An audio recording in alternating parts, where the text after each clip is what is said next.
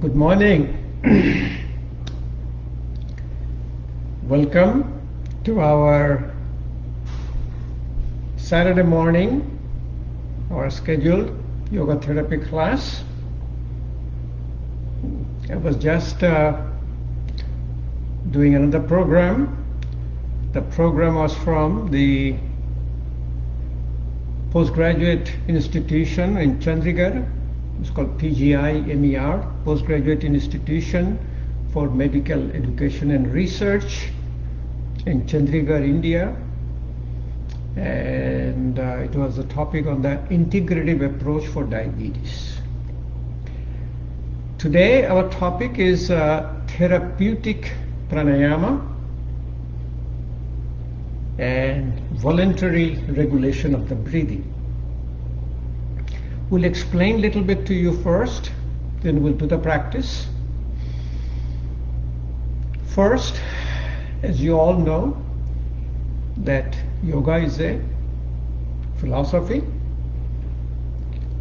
Yoga Sutra of Patanjali, 196 sutras, of which 193 is to manasthir, quieting down your mind.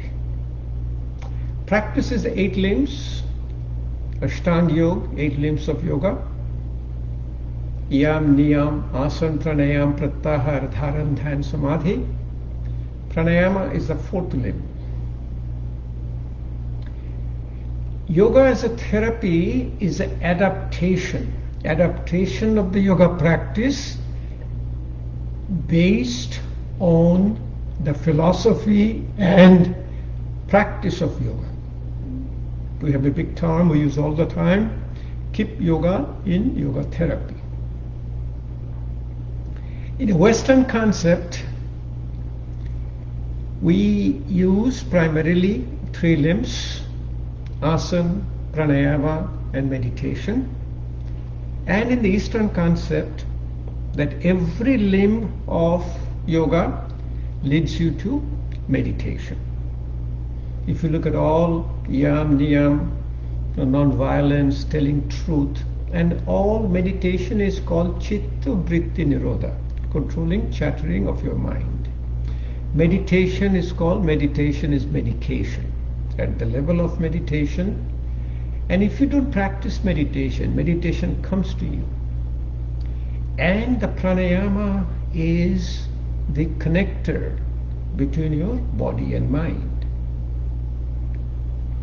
Voluntary regulation of the breath. So even if you look at every steps of yoga, niyama even, santosh, containment, socho, cleanliness, these are also meditative practice.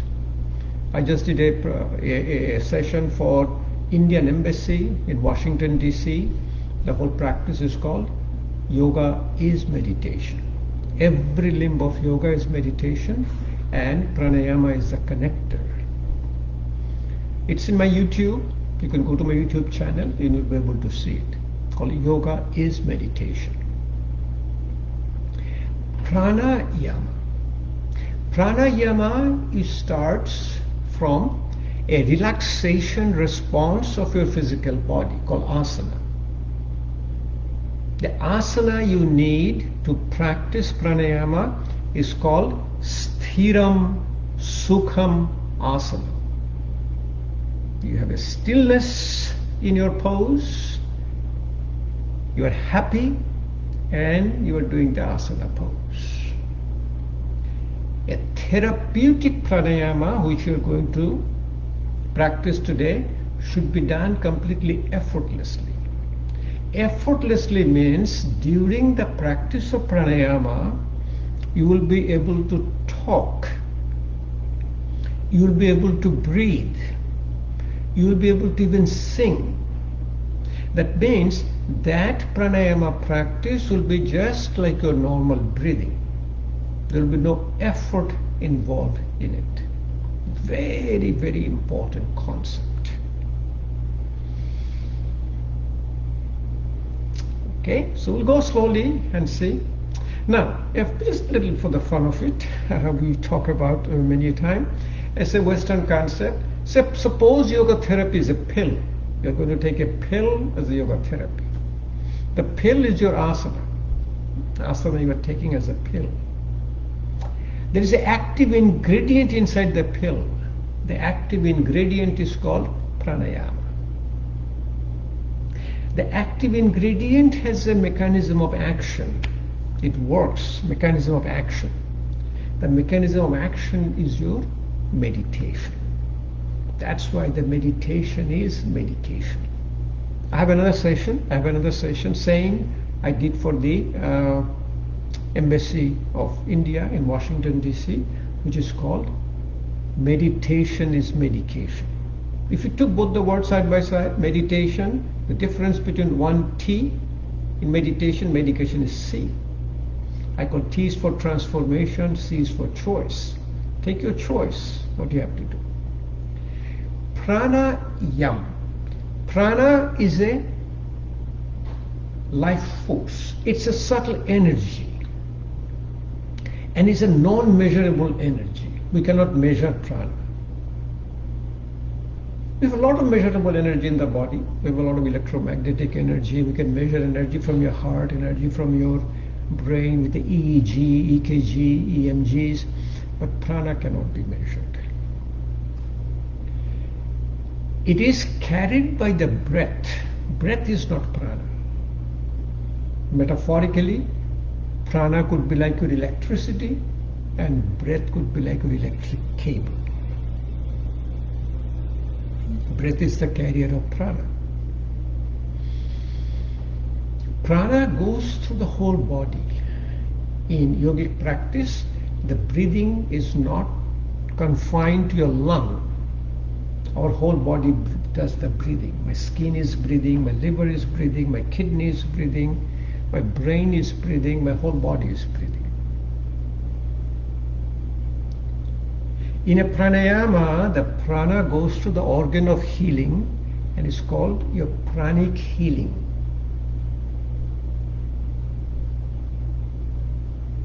So the first concept of therapeutic pranayama, why it is a connector between your body and mind, is that breathing is subconscious, breathing is autonomous.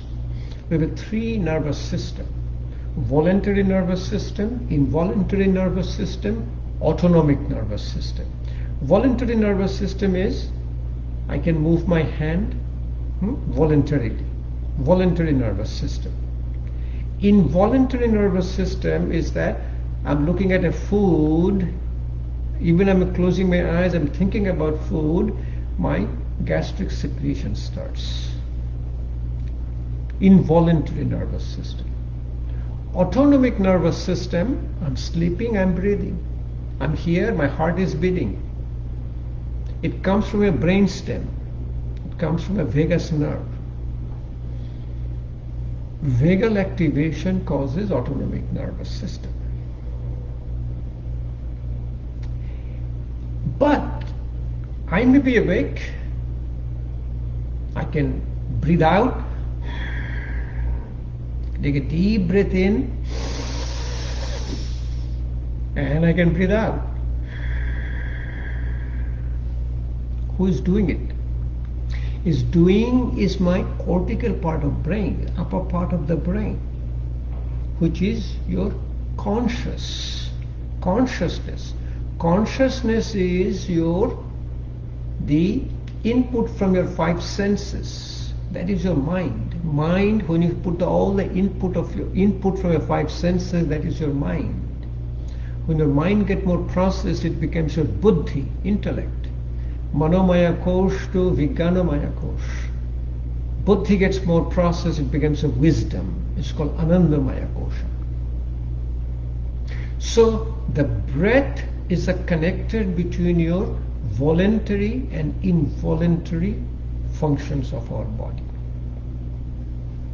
What does it mean? Especially for healthcare provider, especially for the physicians, you can understand that all of our reflexes controls us. I touch some heat, my hand comes out. This is my reflex. That is my protection. But the reflex also controls me. So pranayama is the voluntary control over involuntary function.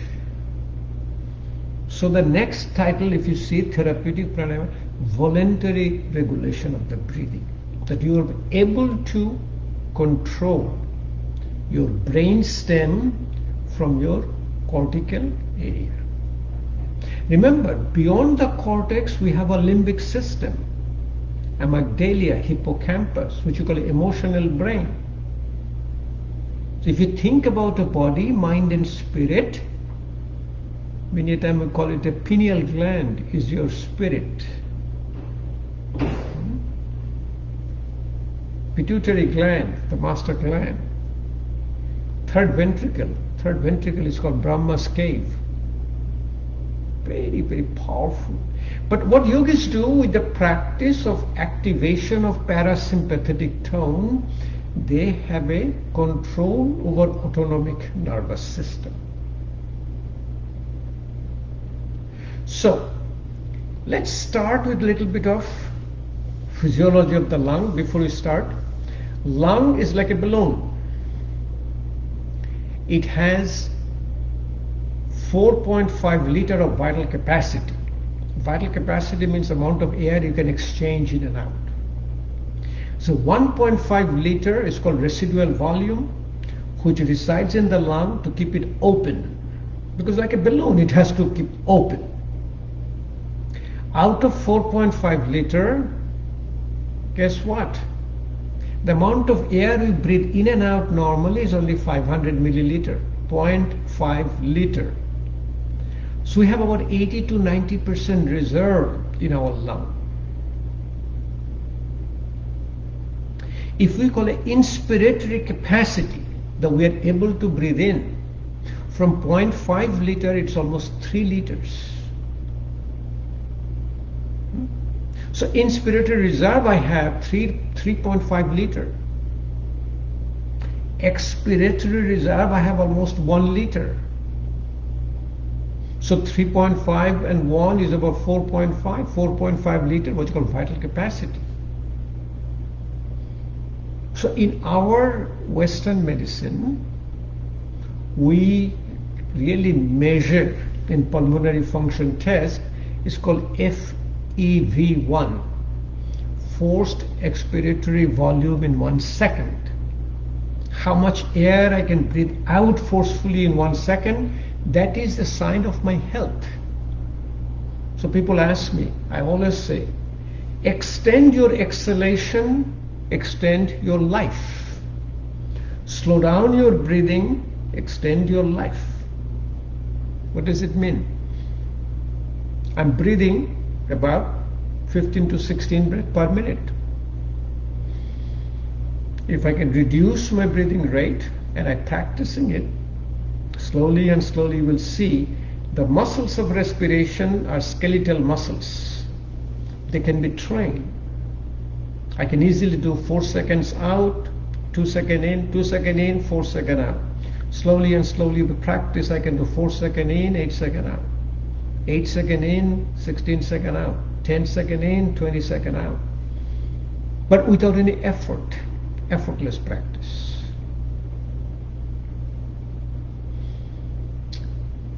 So with that concept that the lung is a balloon, it is full of residual air which is not helping me at all. It's all carbon dioxide sitting here. So like in a Western tradition, it says, take a deep breath in. I'm taking a deep breath in. Guess what? All the air is sitting in the top of that toxic, dirty air in the lung, and it's not doing anything. In medical terms, it's called a dead space. In fact, out of 500 cc of air, which is normally breathed in and out, there is 150 cc is called a dead space. So hardly you have amount of air to breathe in and out. So when I start lowering my breathing rate, I live longer. What is the proof? Look at the animal world. The animal who breathes slower and longer lives longer. Turtle breathes 3 or 4 breaths a minute, lives 200, 300 years. Elephants, snakes. On the other hand, dog, very rapid breather, lives only 18, 20 years. My grandma used to say, God gave you X number of breath, X number of heartbeat, X number of food. It's your choice. Breathe faster, you die early. Eat more, die early. Eat less, live longer. Because the quota is not over. Your quota is still there. So, the first pranayama will be learn how to breathe out. That is therapeutic pranayama. Before the therapeutic pranayama, the best thing is to keep your spine straight. The moment you keep your spine straight, your muscles, the muscles of respiration starts to relax. So muscles of respiration are also attached to your arm. So if you do little arm relaxation, shoulder relaxation, put your elbows together, we do it all the time. Maybe do it with me. Just put your hand on the shoulder, put your elbows together. Remember, first you breathe out. My eyes are closed. I'm breathing out first. Take a deep breath in. Slowly rotate your shoulder.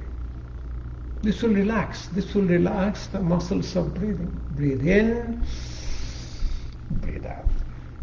Don't just go sit down and start doing I'm doing a set of pranayama. I'm going to do a Bhastrika Pranayama, Kapalabhati Pranayama, Anulom Vilom Pranayama. Now prepare yourself. Balance it. Do opposite side. Breathe in, slowly. To the opposite side. Breathe out.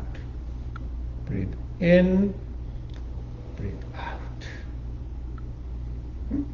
So wonderful practice. Already feel relaxation. So my hands, as you know, hands get relaxed. I've shown you many times. It's called Adhi Mudra. Put your thumb inside and close. This is also called your Balo Mushti Mudra. Balo means baby, baby fist. Babies are so relaxed.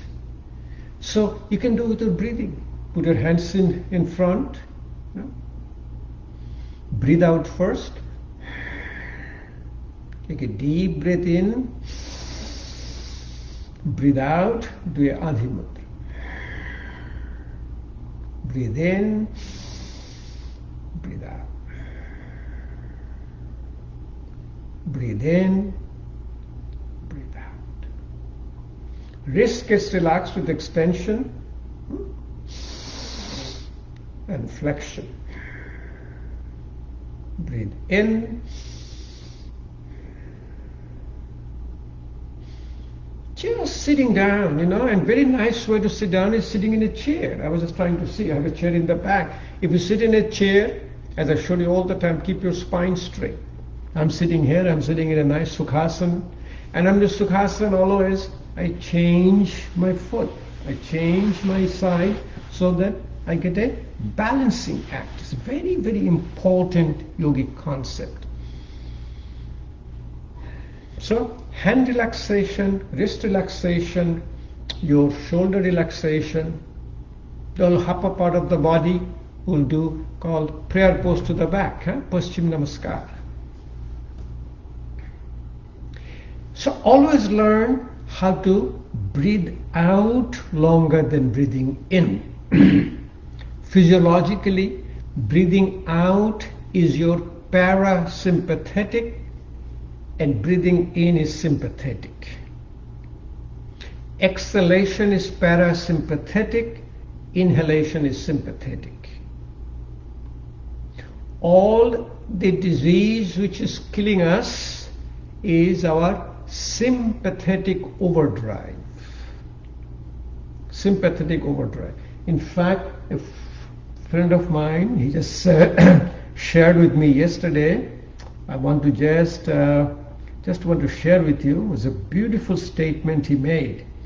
This is doctor. He's an internist and a cardiologist.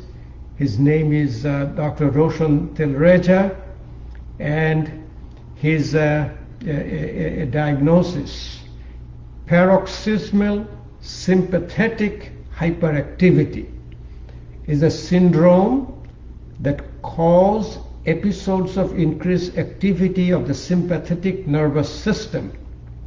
Hyperactivity of the sympathetic nervous system can manifest as increased heart rate, increased respiration, increased blood pressure, diaphoresis.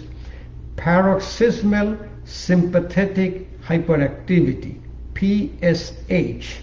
And according to him and according to me, both of us, we're in the same school of thought that is killing us.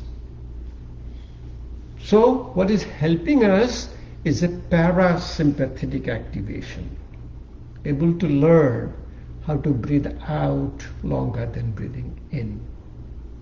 But the moment you start, you develop an effort. It has to be effortless.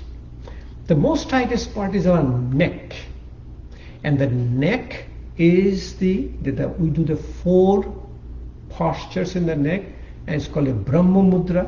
Brahma Mudra is a very important practice.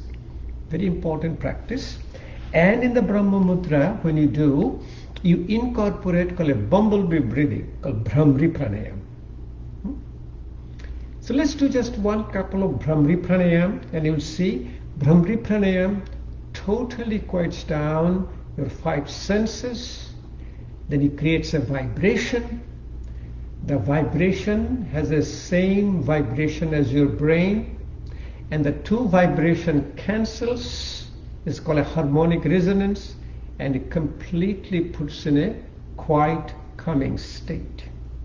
Pure parasympathetic activation, calm and digest. And the food gets properly digested, because the whole gastrointestinal system is your parasympathetic activation. You don't develop any toxic material. In yoga says when food is not properly digested, the toxic material shows up in your blood, which is your high sugar, high cholesterol. Anything high in your blood basically is a sympathetic activation. So let's do a couple of Bhramri Pranayama, which will be doing it also later, but just to show. First, shut down your 5 senses. Remember, 5 senses keeps you awake, alert. Pratyahara, pratyahar, 5th sense. Pratya is the reject, ahar is the intake. So put your index finger in the forehead, use your 3 fingers to close your eyes, use your thumb to close your ear and close your mouth. What basically you are doing, you are closing your 5 senses. You breathe out first, take a deep breath in and breathe out with a sound of a bumblebee. So breathe out first.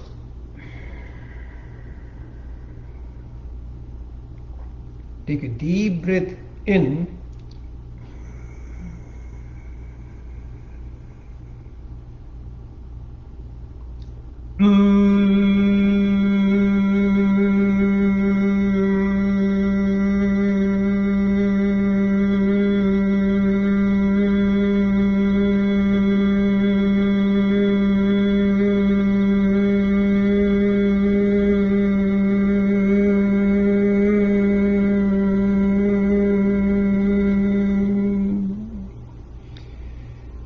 If you're doing it with me, let's go ahead and do it. Do it one more time, and you'll see the effect of it in your body and mind.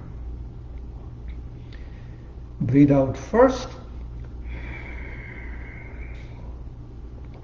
Take a deep breath in.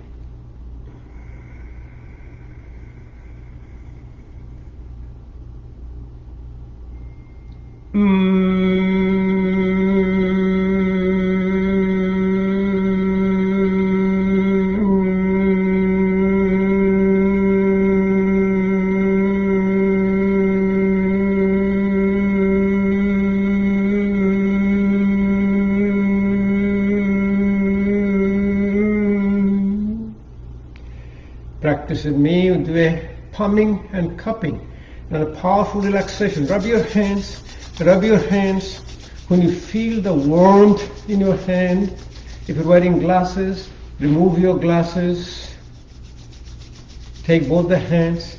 Use it like a cup. Put it over your eyes like a cup. Let the eyes take all the heat from your hand. Then slowly massage your forehead. And this is very important. Take a look at it, and you should do it all the time. Massage forehead, then go back to the ear. Massage the back of your ear. Massage the back of your ear. Massage the front, auricle. Massage the tragus. Massage the external auditory canal little bit. External auditory canal, these are called auricular branch of the vagus nerve. What it does, it has a powerful tool to activate parasympathetic tone. It will help you increasing your exhalation. Massage your face. Massaging, remember, in the face what happens? Face is a representation of your mind. Vision. I do everything with my eyes closed. Why? Eye is a direct connection of your brain. From eye, the optic nerve goes inside your brain. So, closing my eyes. Bring it down, and also in the face, remember all the muscles of facial expression are attached to the skin. So when the muscles are not relaxed, you'll see all the frowning, all the lines. If the lines will come up when the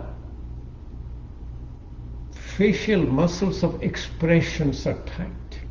Then when you bring it down, you massage on the side of the neck. If you do it here like this is the massaging your carotid sinus. Carotid sinus at the bifurcation of the carotid artery. Carotid sinus massage is a very calming, cooling. Because carotid sinus massage we even do when you have a supraventricular tachycardia. And slowly you can do the back, massage your back. Also in the larynx, if you do a Valsalva maneuver.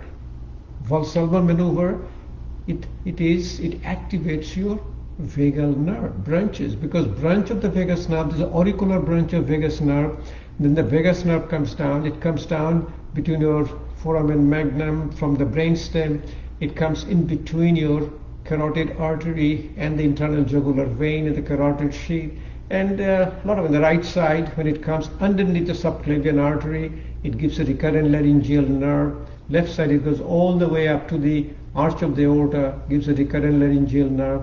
It goes into the inferior laryngeal nerve to your larynx and also pharyngeal. So if you are holding and contracting gently your larynx and pharynx, you activate your parasympathetic tone, which is going to help you in your breathing. So let's start one, which is called your before we do the Brahma Mudra neck, as your say Valsalva. Valsalva maneuver. Valsalva maneuver is also in yoga called a Korno-Rogantok Pranayama. Like from your middle ear there is a tube called eustachian tube which comes into your mouth. So many a time you'll see when you are in the plane, when the plane is trying to land, you will see that your eustachian tube gets blocked, So what do? You swallow it, or you try to swallow. Close your nose, close your mouth, and try to blow against the resistance. Valsalva. So try one time, see if you can practice with me. Breathe out first. Take a deep breath in.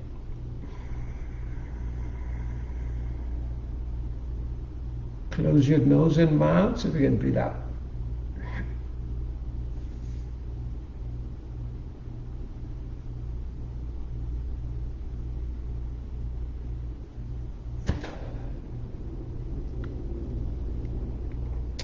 Able to like a bear down, like you're going to a bowel movement. It's a parasympathetic activation. Uddiyana Bandha, abdominal lock, Kapalabhati Pranayama, which we practice, is also vagus activation. So let's try with the bumblebee breathing. That's a vibration. We do your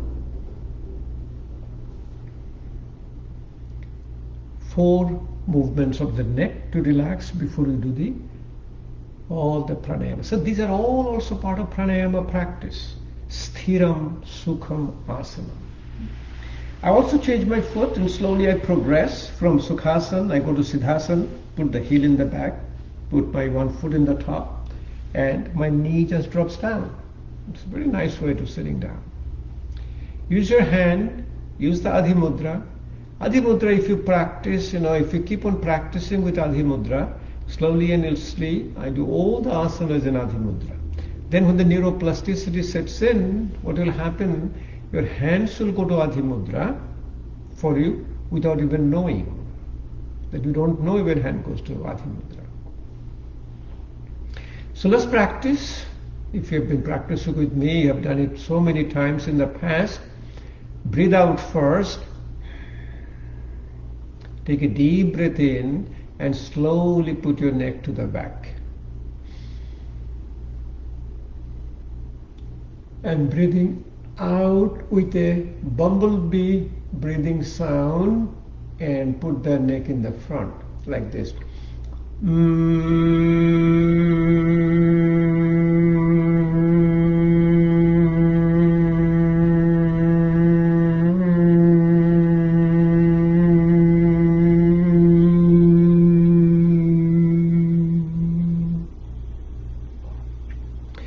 When you're putting the neck down, you have to listen to your body's signal.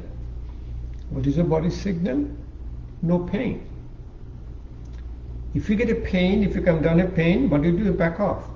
But you stay in the posture.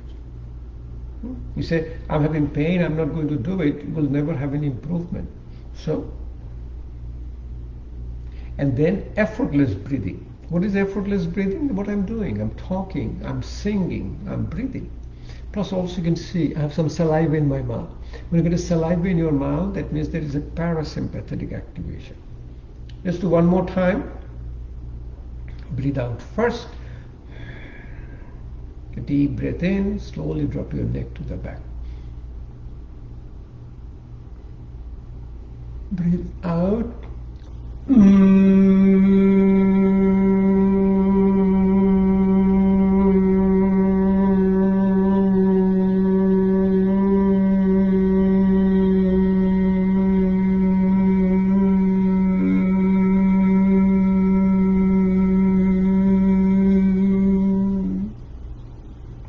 Notice that this is the way extend your exhalation.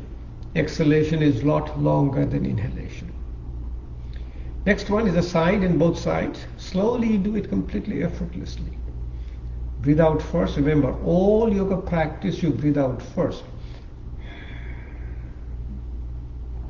Deep breath in.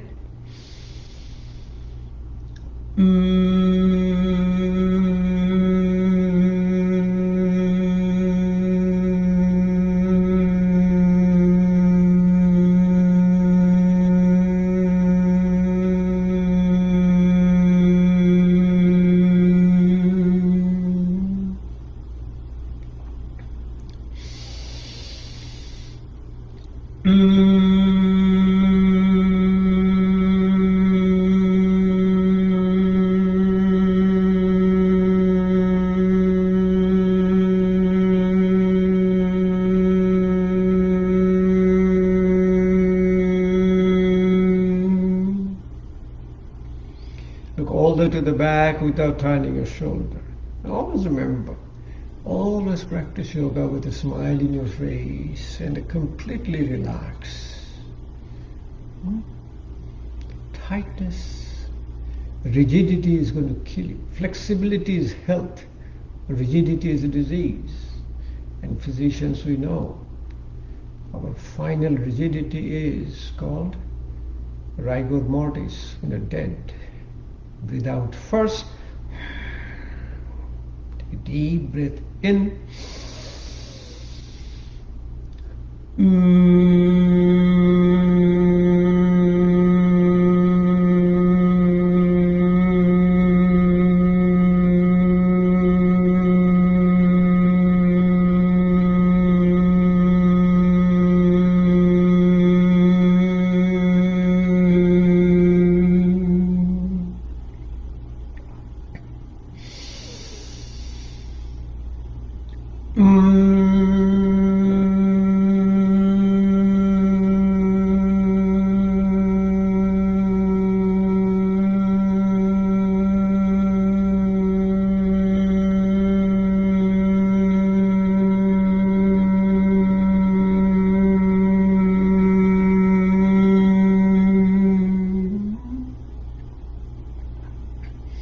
Finally, you rotate your head to the left, to the back, to the right, then balancing right to the back, to the left.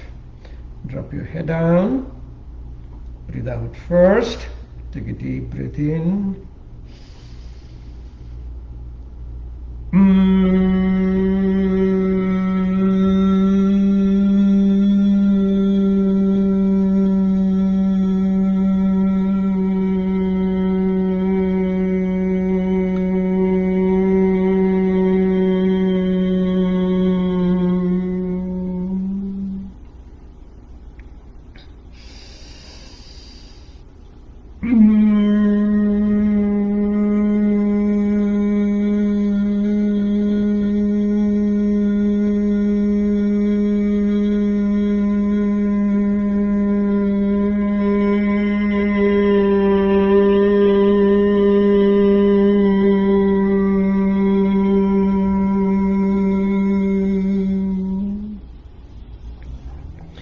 Wonderful practice.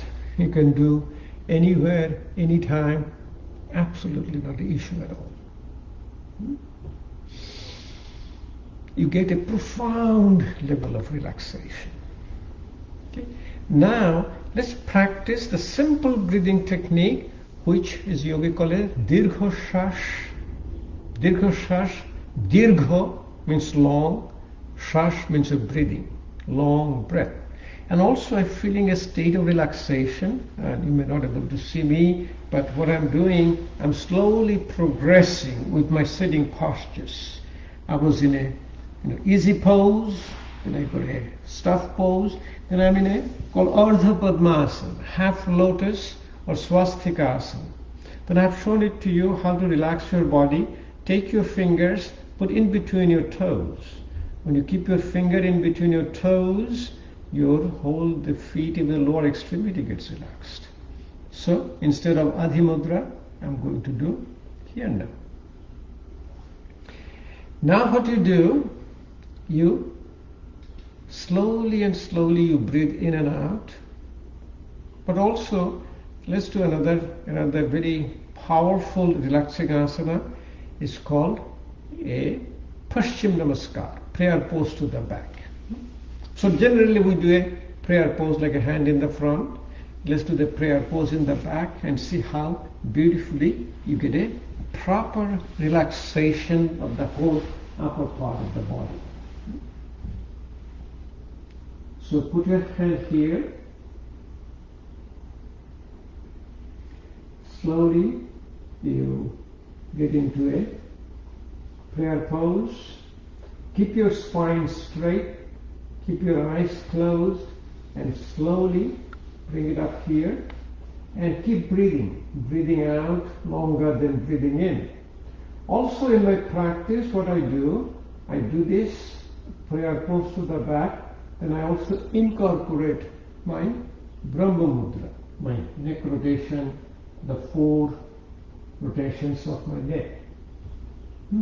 back and front. And you'll see slowly and slowly your hand is going to go higher. I can breathe a lot better now. My spine is straight, all my muscles are relaxed. It's a wonderful practice. In fact, you can even stay in this practice for a long, long time. So very nice relaxation asana, which is your Ardha Padmasana. See, I'm changing my foot here. This is a very nice way. I can go to the other side. Ardha Padmasana, or called Swastika Asana. And just go slowly, in stages. There's no rush. Put the hand again in relaxation, Adhi Mudra. Close your eyes. Remember, when you close your eyes, you literally shut down your five senses. I do a lot of asana practice, very relaxed asana practice with my eyes closed, no pain, and an effortless breathing. That is the Moola mantra, main mantra of yoga therapy. So let's do a practice. Breathe out first. We'll breathe in with a count of 2 in, count of 4 out. Then we'll progress. Count of 3 in, count of 6 out. Count of 8 in, count of 16 out. We've been doing so long, we can do it for count of 10 in, count of 20 out. And see how easy to calculate. Normally we breathe 15 to 16 per minute. You can easily do 2 seconds in, 4 seconds out. If you take a 1 cycle for 6 seconds, your breathing rate comes down to 10. And you keep doing it for a longer and longer, what happens? You develop that neuroplasticity. That's the way you're going to breathe, and the brain will allow you. If you cannot progress the way we will be doing, you find out the level you are comfortable and stay in that level and continue. Okay? Let's start first. Breathe out first. Count of 2 in, count of 4 out. That means 2 seconds in, 4 seconds out.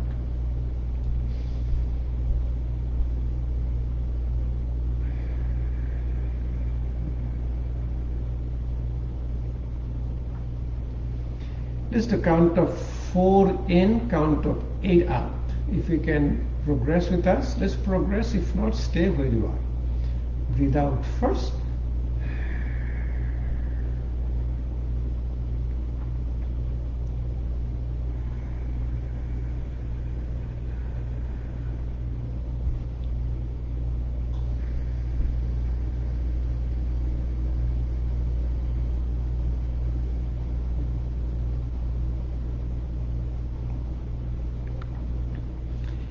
Count of 6 in, count of 12 out.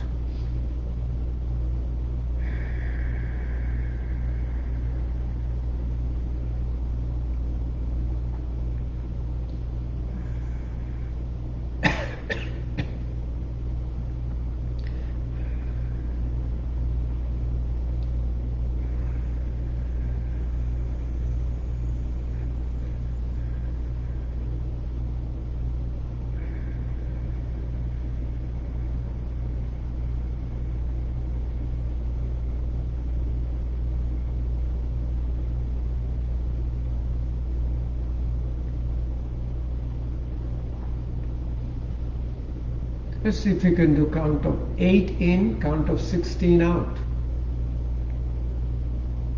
Breathe out first.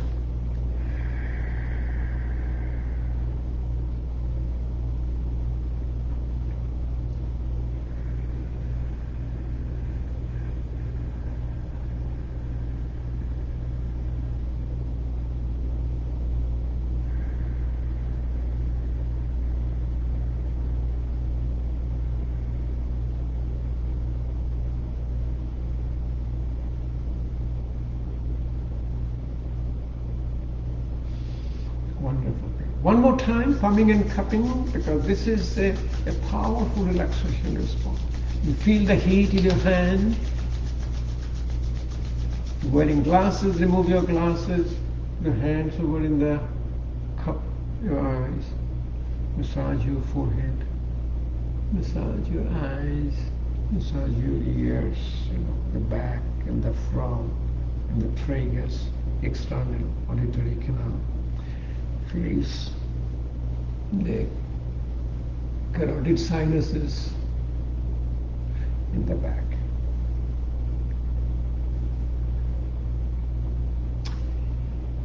I get a lot of questions about therapeutic pranayama. Pranayama helps in your sleep. I had a very interesting message I got today, a few days back.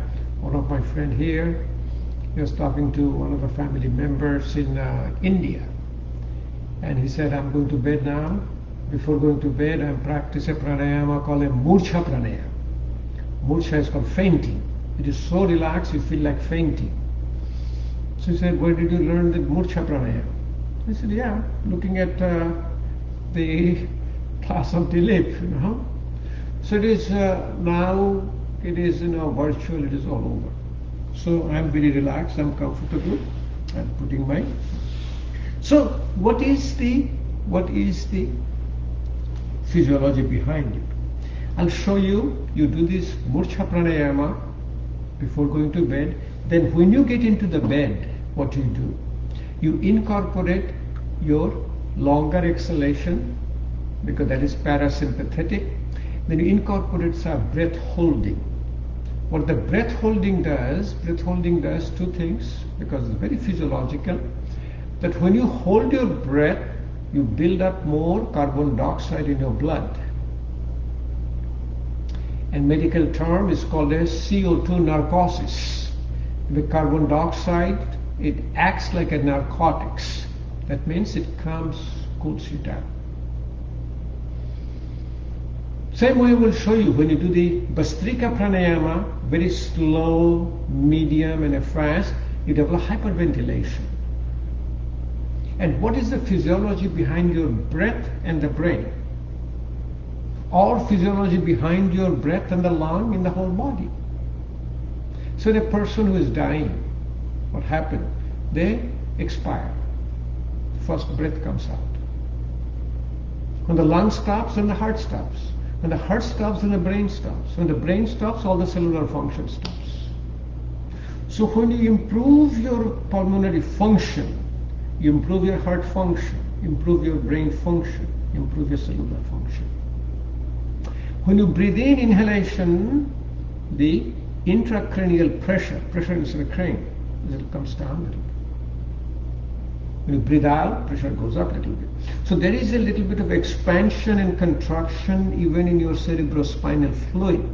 That means in between the skull and the brain, there is a fluid called cerebrospinal fluid, CSF. So you get an expansion and contraction with your brain. Also in hyperventilation, it creates your cerebral vasoconstriction. Blood vessels going to your brain also causes a little bit of a constriction. So we've seen our neurosurgeons when they're dealing with a patient with the increased intracranial pressure inside the brain is high, they used to get the anesthesiologist, intubate the patient and put them on respirator on hyperventilation. Hyperventilation helps lowering intracranial pressure. So when you hold your breath, the lung starts to expand. When the lung starts to expand, the body, remember, body has a homeostasis. It doesn't let you expand too much. So when it comes to a point, then the lung starts to shrink or contract back. That means called exhalation. And that phenomena is called a Herring-Brewer reflex. It is a physiological entity, Herring-Brewer reflex. If you had never heard of it, never know it, Google it, you'll find it. So what happens when I'm holding my breath with the inhalation, when I'm slowly and slowly, gently, I'm activating my parasympathetic tone. then I'm incorporating my chin lock, massaging the carotid sinus. I'm in a profound level of relaxation. Let's do a couple of times. If you're doing with me, let's practice. Murcha Pranayama. Hand again in relaxation, Adhi Mudra. Put it gently over your knees. The technique is you breathe out first.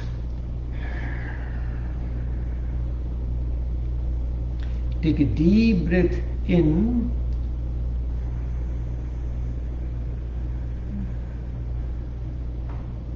Hold your breath and slowly drop your chin down without bending your neck.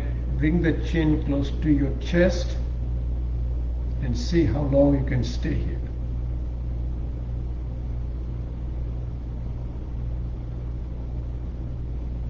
Keep counting. Completely effortless breathing.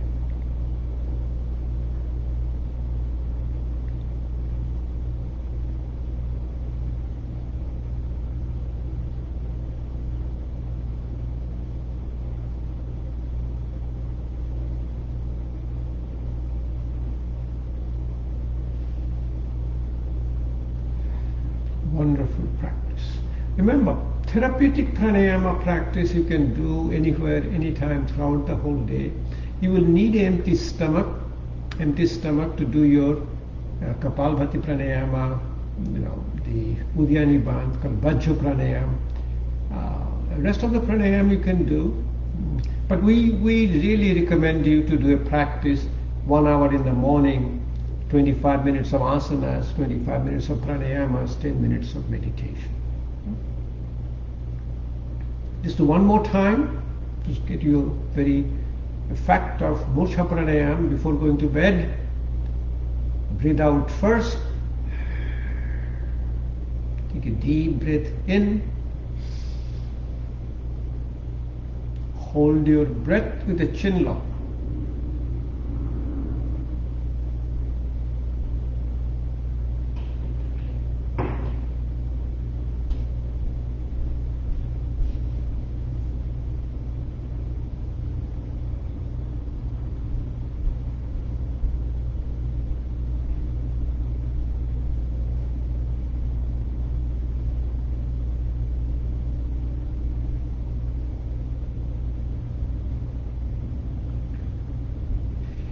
This is a new pranayama for many yoga teachers.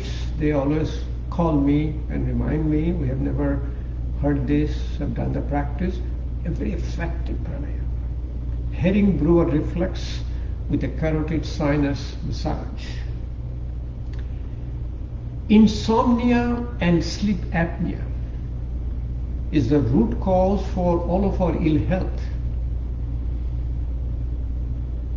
In insomnia and sleep apnea, it activates our emotional brain called limbic system. There are two nuclei called amygdala and hippocampus. Amygdala responds to fear, hippocampus responds to memory. It sends a signal through neurotransmitters to hypothalamus. Hypothalamus is our homeostasis. Healing is called restoration of homeostasis. Hypothalamus then sends a signal to autonomic nervous system and other neurotransmitters through your pituitary gland. Autonomic nervous system activates your parasympathetic tone. It helps you to shift quickly from sympathetic to parasympathetic tone. And through the pituitary adrenal axis, it corrects all the hormonal imbalances. This is called your psychoneuroendocrinology or psychoneuroimmunology. If it does not correct that, that creates a high cortisol. Cortisol is the hormone for our stress. Cortisol, what it does, then converts your sugar, whatever is left after proper digestion, to a fat. It's called omental fat. That's your truncal obesity. That omental fat is inside your abdomen. It is not subcutaneous. There are two kinds of obesity. One is the generalized obesity, the fat underneath your skin, And there is a truncal obesity, which is the omental fat inside your abdominal cavity. The omental fat then starts secreting called adiponectin, pro-inflammatory molecule. It starts a cascade of phenomena called your diabetes, hypertension, dyslipidemia, or high cholesterol. It's generally is the high triglyceride and low HDL, which are killing us. And this all comes from your insomnia and your sleep apnea. Sleep apnea is due to your snoring. So when the people are snoring, you know that they are going to have a sleep apnea. The snoring is due to the soft palate, movement of the soft palate, and sleep apnea is a falling of the tongue to the back. So in the yogic tradition, what we do a tongue scraping every day morning. Then we do the jalneti, washing your nose, we do the sutraneti, do the little. These are all actually therapy for your sleep apnea. For the pranayama, the most important sleep apnea is an Ujjayi pranayama. In a Ujjayi pranayama, it's called victorious breathing, and you do it also before going to bed. I'm going to show you the therapeutic pranayamas. You all have done this Bhastrika Pranayama, which is called gateway of pranayama. We call it prano pradhan, increasing prana. Kapalabhati Pranayama, Agni Pradhan Pranayama, Anulom Vilom Pranayama, alternate nostril breathing, Vayu Pradhan Pranayama. But these are powerful therapeutic pranayama. Ujjayi pranayama is so relaxed because you are closing the larynx in a very relaxed way.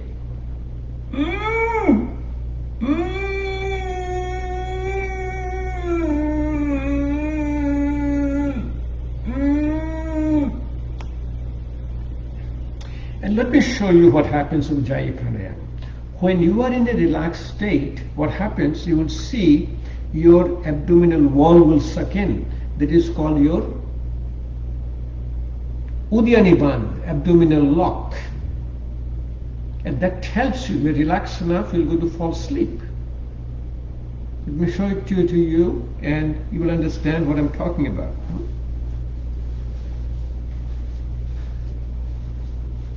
So I'm doing the Ujjayi Pranayama.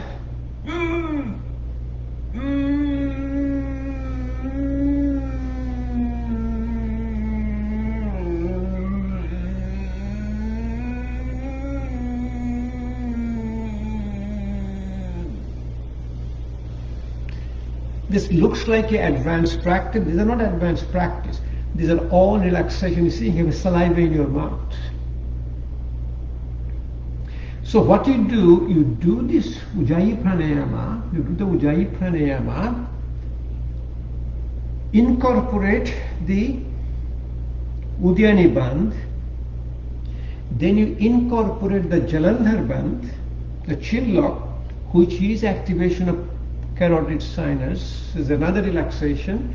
Then you do the Chandra Bhedi Pranayama. Chandra Bhedi means moon energy, breathing through your left nostril. In alternate nostril breathing, you will see right nostril breathing is called Suryanari, sun energy, Ida, or say Pingala, that is your sympathetic. Left nostril is your moon energy, Chandranari, parasympathetic, and is called your Ida. So let's do one practice. You will see two locks, abdominal lock, chin lock, Ujjayi Pranayama, and Chandra Bhedi Pranayama. Left nostril breathing. What a wonderful practice to fall asleep. Then I will go to the bed, go to sleep, and I will show you what you do when you lay down after that. Again, relaxation with Adi Mudra. Breathe out first.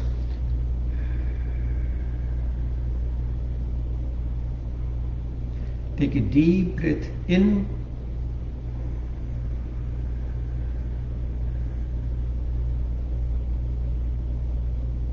Completely breathe out.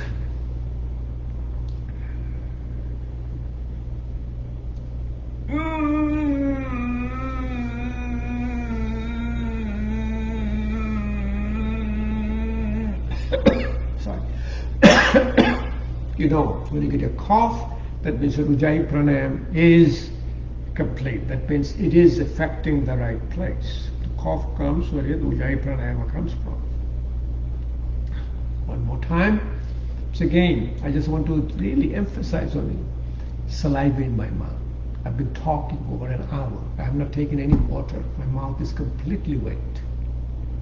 Parasympathetic activation. Breathe out first.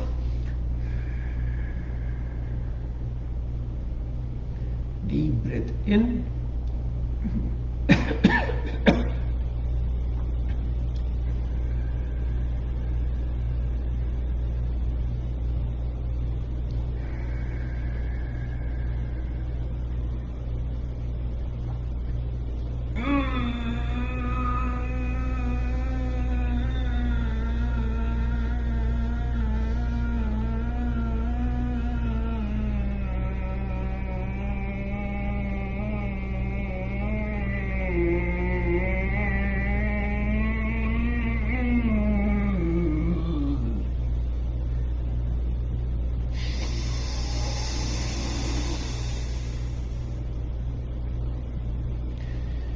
So the combination of pranayama and abundance.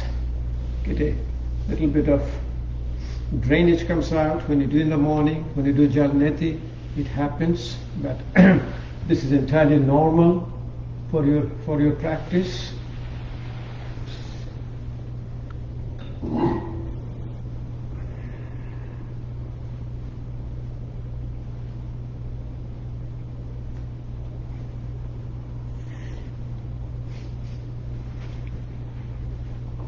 Okay, so Mursha Pranayam, so Ujjayi Pranayam with your Udyani Band, Jalandhar Band and your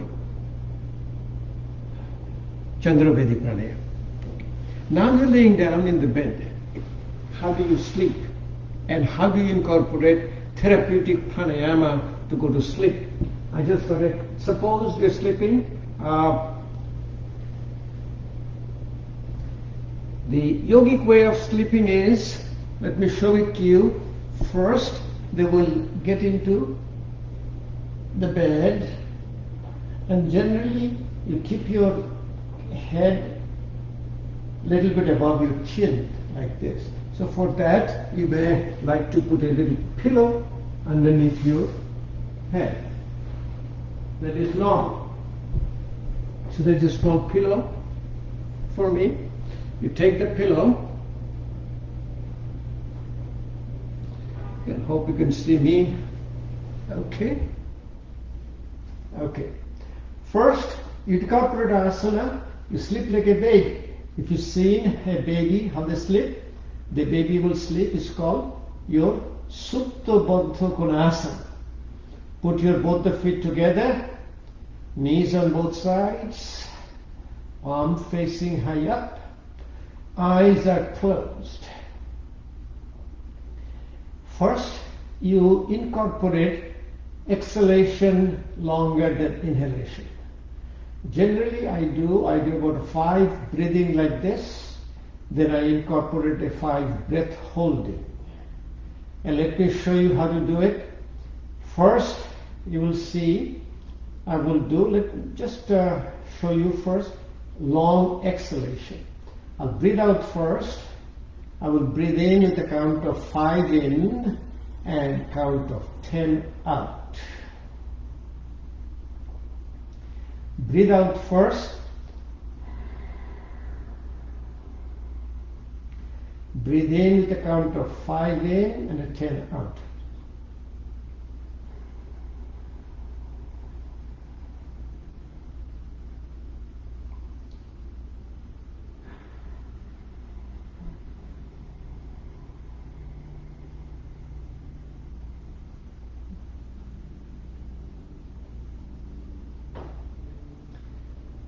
So how beautiful it is, 5 in and 10 out.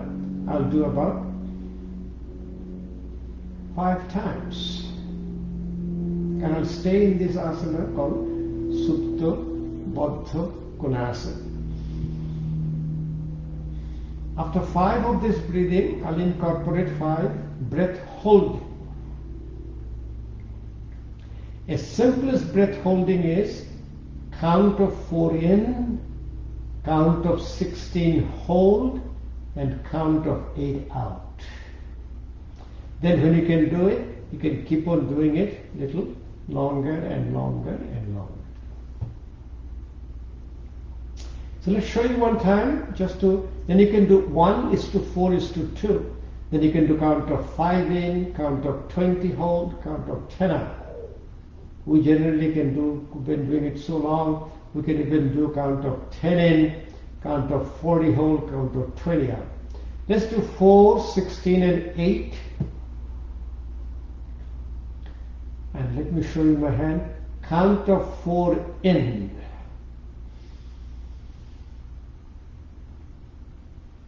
Can you see me? Yes. Okay. Count of 4 in.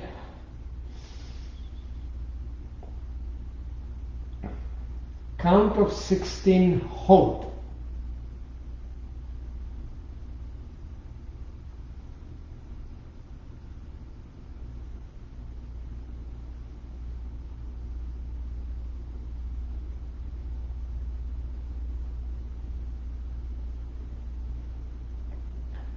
Count of 8 out.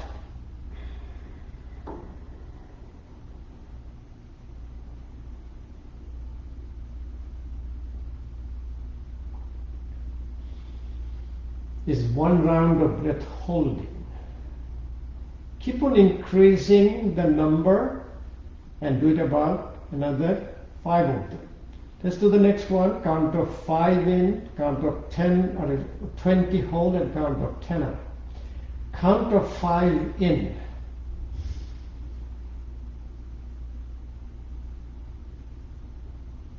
Count of 20 hold.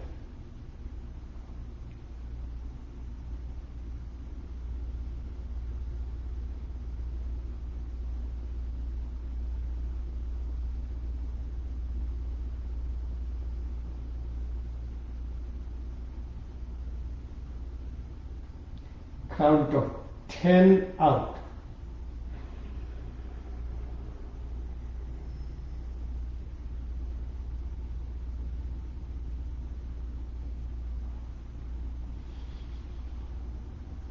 After this, initially, the yogis will say, oh, also, when you do this, you incorporate an abdominal breathing. You'll see the difference between a thoracic breathing and abdominal breathing. You'll say baby. When the baby is breathing, the baby will breathe like this. When they breathe in, the abdominal wall will raise high up. Breathe out. Go in. Breathe in. Breathe out. When you're laying down, practice about 10, 20 count. You will see abdominal breathing is relaxing. It is a parasympathetic activation. Thoracic breathing to improve your pulmonary function. Yogis initially will sleep on your right side. They will sleep like going to the right side, and generally they bend their knees. It's like a fetal position. Generally, they don't have any pillow. They use the hand and they sleep like this. What happens in a sleep, your whole body's inner core temperature goes down, and you'd have develop a profound muscular relaxation. Initially, your body's inner core temperature is up, so you create a balance.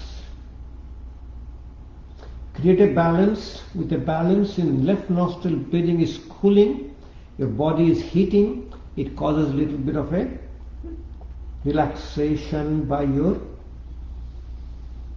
balance.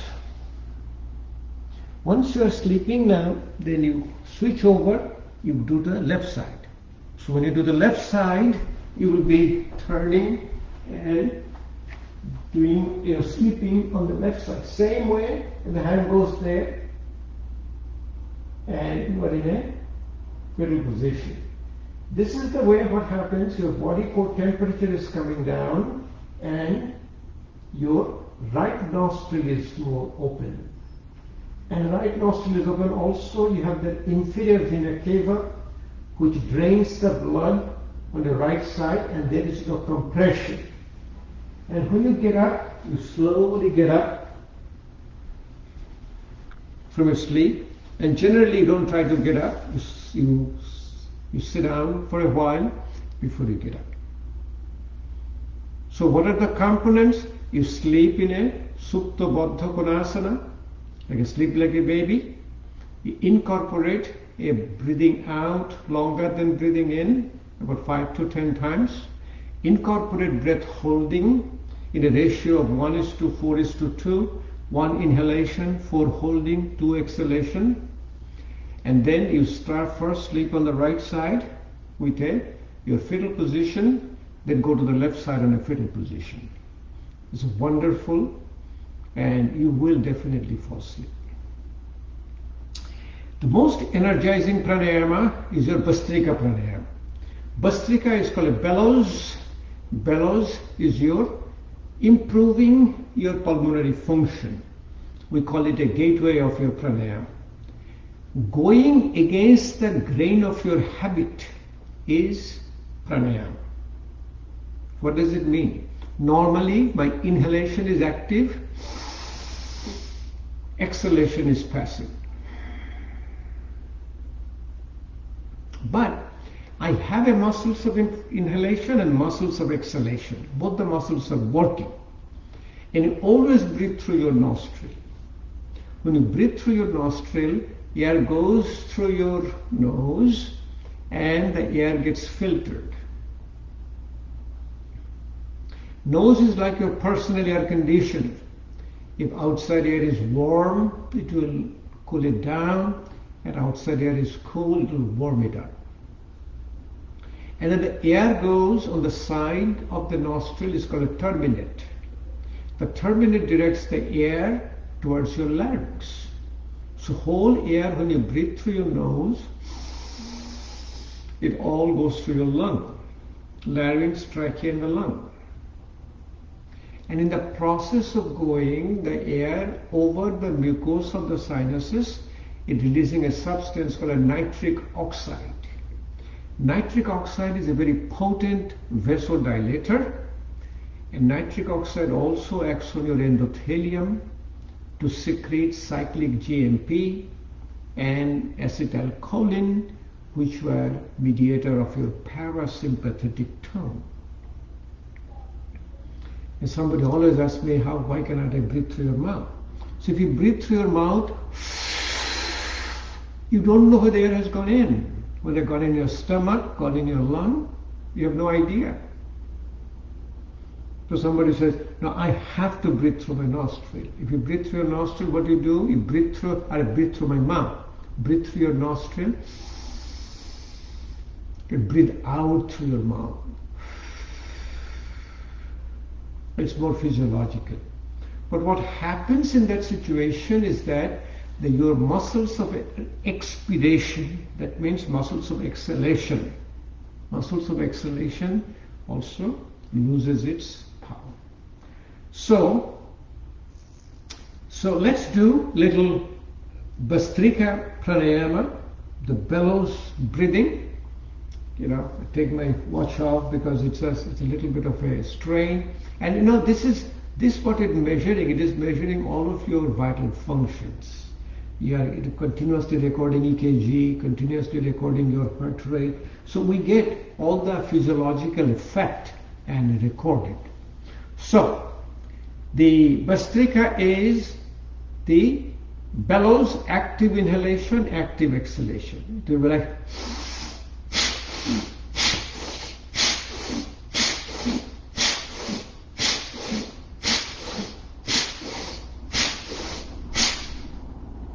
you will be still in a state of profound your normal breathing. You will have some drainage, but it's normal. And in the therapeutic pranayama, you want to do it the balance. And in the balance, what you do, you also do opposite of your breathing in the movement. This is the one I always teach to the yoga therapy teachers. Like normally you breathe in when the muscle is contracting. Because you need the oxygen to contract the muscle. So normally you are breathing in here. Breathing out, you're going to bend your arm because that's the time they need oxygen. But here what you have done, you have to create a balance. You're doing the completely opposite. But here you have done inhalation, exhalation. Inhalation.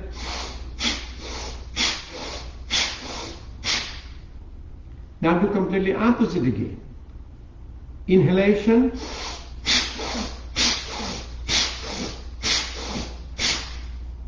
Inhalation, exhalation. Inhalation, exhalation. What it does, it activates both sides of your brain.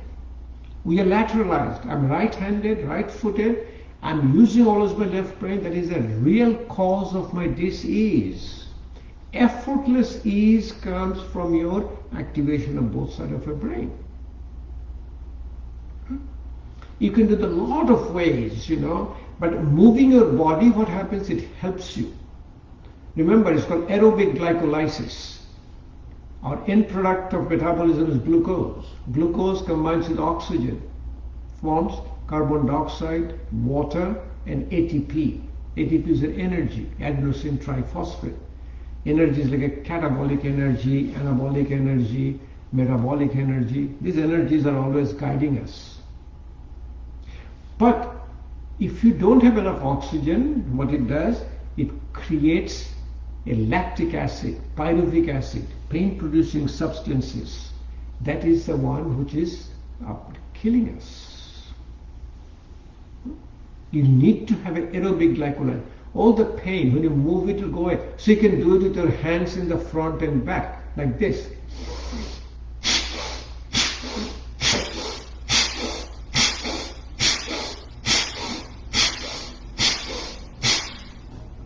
When I do it, I'll be doing it about 50, 100 times, completely effortlessly. I'll have no effort. You can do so many ways, you can do like this.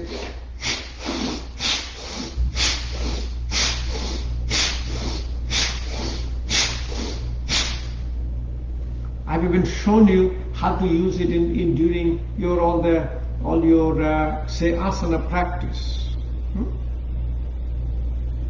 Asana practice you can do, like say forward bending, or even your Bhastrika Pranayama, like this. You're doing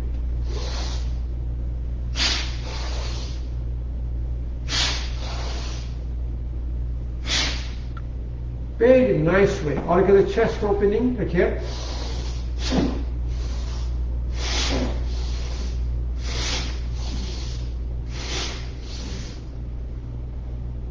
Or the Baitak. You can do Baitak, you can do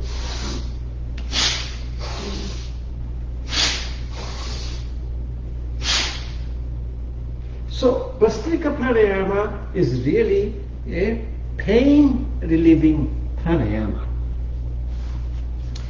Generally we do without using our shoulder in the upper extremity, and the reason is the shoulder, that the frozen shoulder is one of the most disability. So we do a very slow Bhastrika or a Bellows, medium pace and a fast pace. Generally I practice around 20 slow, 20 medium and 20 very fast. One cycle. If you're doing with me, if you can continue with me, please continue. Then you repeat the cycle. 2 cycle, 3 cycle, 4 cycle. What Bhastrika does, Bhastrika creates a hyperventilation syndrome. In a hyperventilation syndrome, your ionic calcium goes high up, you get a respiratory alkalosis, you get a cerebral vasoconstriction, and is a powerful tool for intrinsic pulmonary disease, asthma, COPD, pulmonary fibrosis. It is a wonderful practice. So let's do it. I will do the one cycle with you, and at home, if you can do it, or if you cannot do it with me, you stay where you are and keep doing it. So let's do 20 in a slow speed. Slow speed will be full inhalation and full exhalation, both are active. And do it with the Adhi Mudra. So bring it up, breathe out first, keep your eyes closed, spine straight, minimum requirement for your pranayama.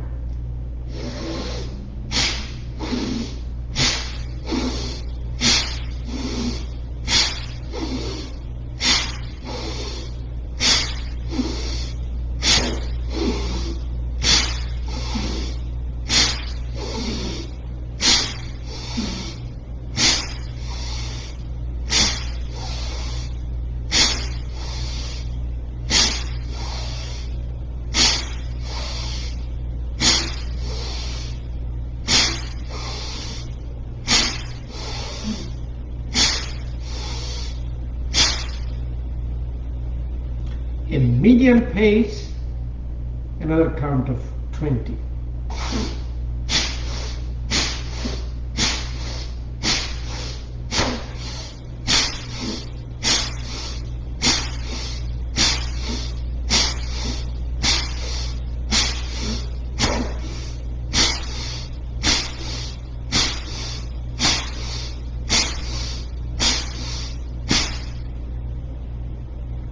Very rapid speed, another 20.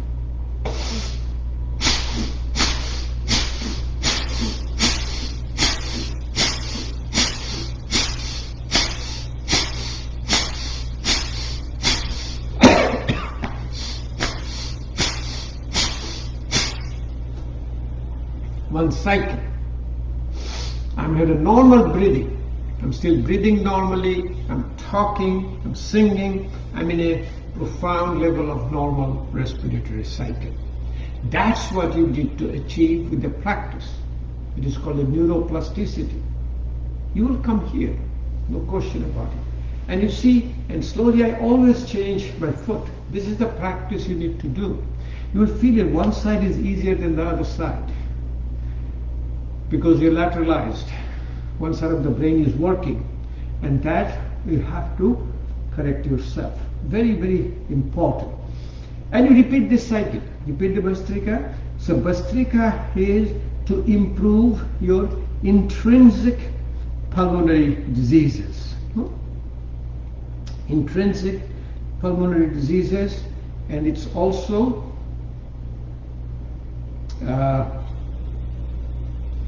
improves your lung function. This is called a Prano Pradhan Pranayama. It brings the prana inside your body. Prano Pradhan Pranayama. Kapalabhati Pranayama. Kapal is the forehead, Bhati is the shine. Kapalabhati means it ignites your Agni. Agni is your fire inside your body, called Tejas.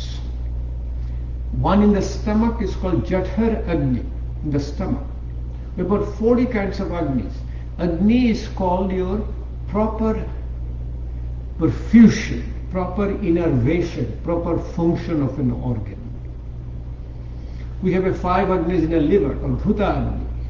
We have a 1 Agni in your pancreas called Kloma Agni. We have the Agni for all the doshas, all the sub-doshas, all the malas. So when you do the Kapalabhati Pranayama, it is a detoxifying pranayama. It removes all the toxins from your body. It massages all the internal organs, including all the intra-abdominal organs, your lung, your heart.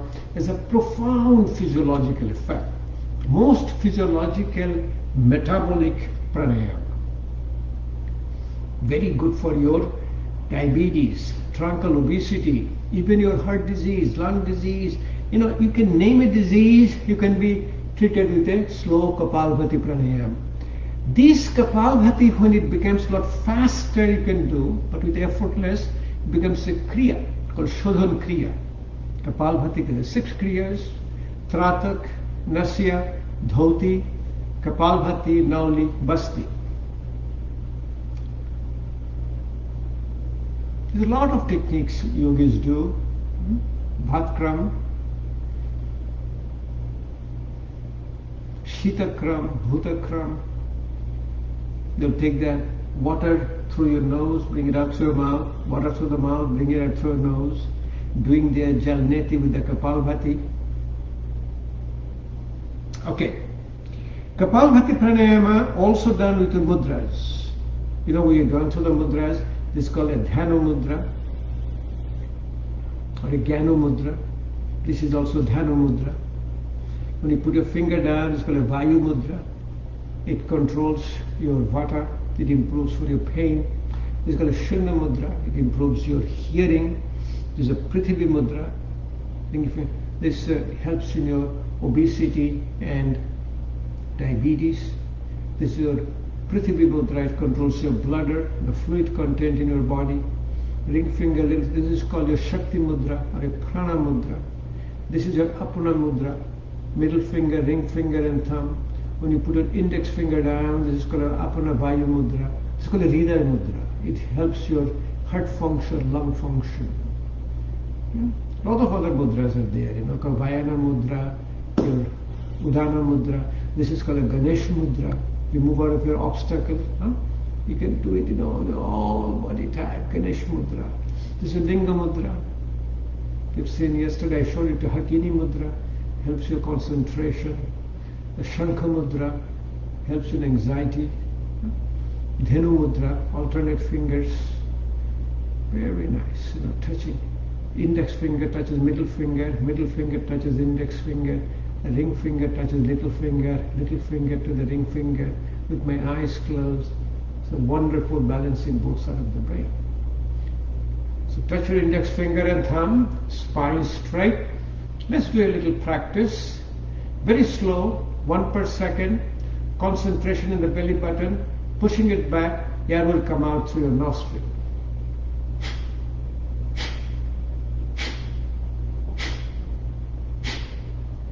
If you're new to the practice, you can put your one hand in your belly button and that hand under the nostril. You'll see when you push your belly button to the back, air will come out.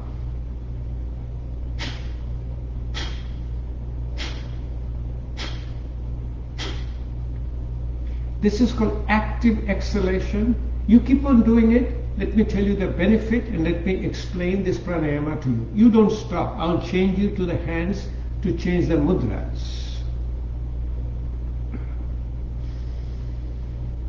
You are doing active exhalation, passive inhalation, completely opposite of normal breathing. Normal breathing was active inhalation, passive exhalation. You don't do breathe in. Breathing in is automatic in between because the day you were born, you took a deep breath in. Nobody taught you how to breathe in. And you don't need to learn how to breathe in. You will always breathe in. So, keep doing it. Keep your eyes closed, keep your spine straight. You're sitting in a chair, it's a powerful pranayama sitting in a chair.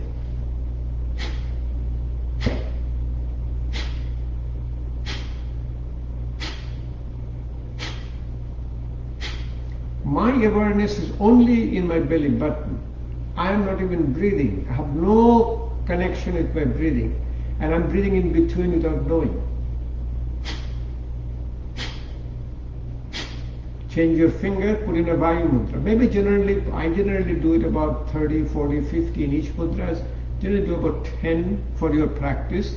And you can do longer and longer at home. Remember, effortlessly.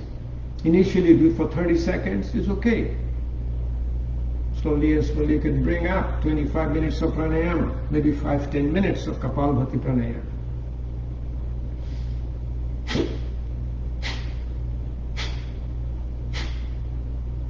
It massages your all the internal organs. Massages your liver. Massages your stomach. Massages your spleen. Change your mudra, Shunya Mudra. Massages my pancreas. Massages my small intestine. Massages my colon. For female, it massages your uterus. Massages your tubes. Massages your ovaries. For men, it massages your prostate gland.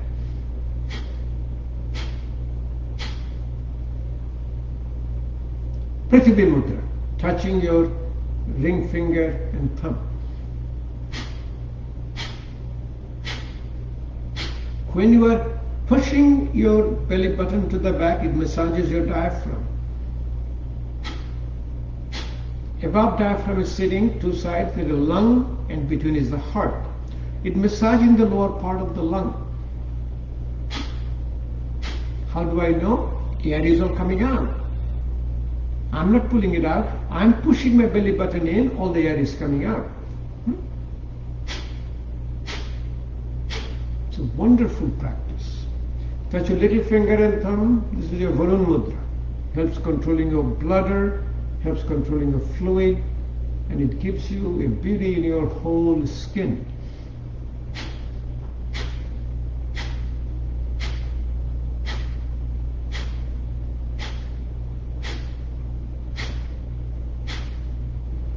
Touch your ring finger, little finger and thumb, called Shakti Mudra, Prana Mudra. It brings your strength in your body.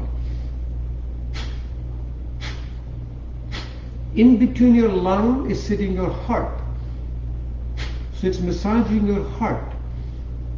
Massaging the heart very gently. In yogic tradition, we massage an organ function gets better. You guys keep on doing it. I'm telling you the benefit of this.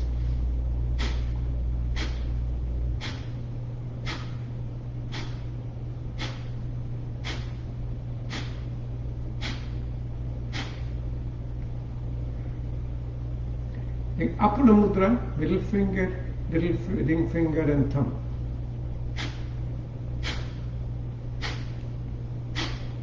When you massage the heart, heart function gets better. When the heart function stops and outside, what do? We keep on pressing your chest. It's called cardiopulmonary resuscitation, CPR. Massages your heart. Even when you're in the emergency room, patient comes with a cardiac arrest. If we cannot revive, we open the left chest and hold the heart and pump it. So this is the heart is being massaged with your Kapalabhati Pranayama. When you incorporate the Vayu Mudra, Apana Vayu Mudra, this is called Hridaya Mudra. It improves your heart function. So if you do the Hridaya Mudra with Kapalabhati Pranayama, it's for your heart disease, cardiovascular system. But very slow, effortlessly.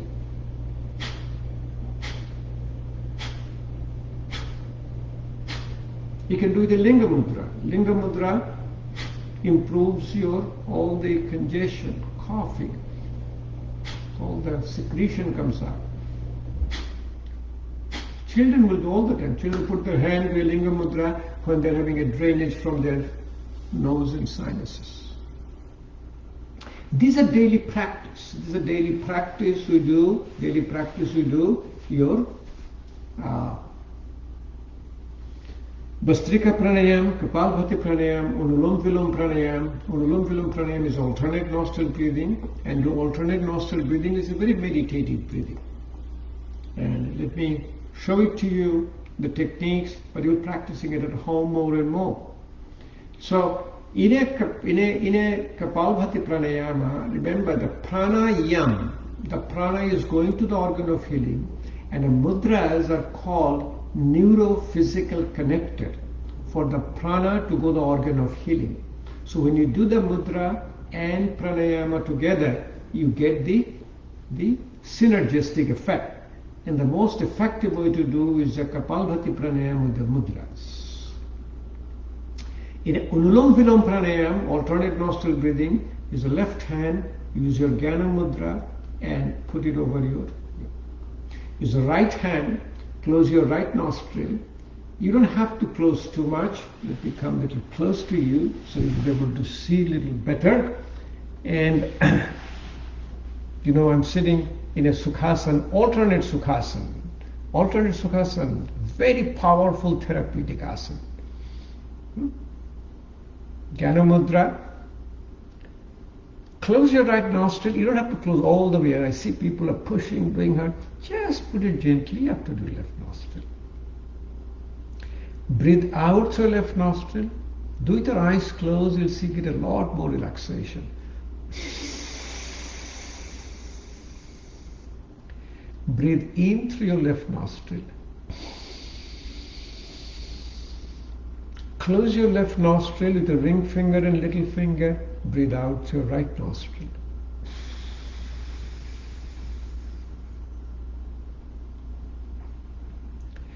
Breathe in through your right nostril.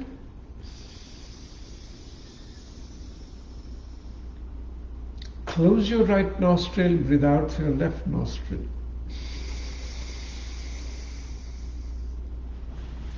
Let's keep doing it, and let me tell you the benefit of this pranayama.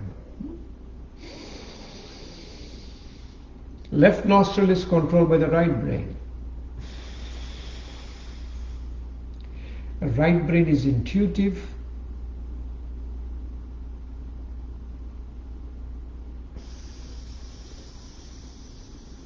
Right brain is female.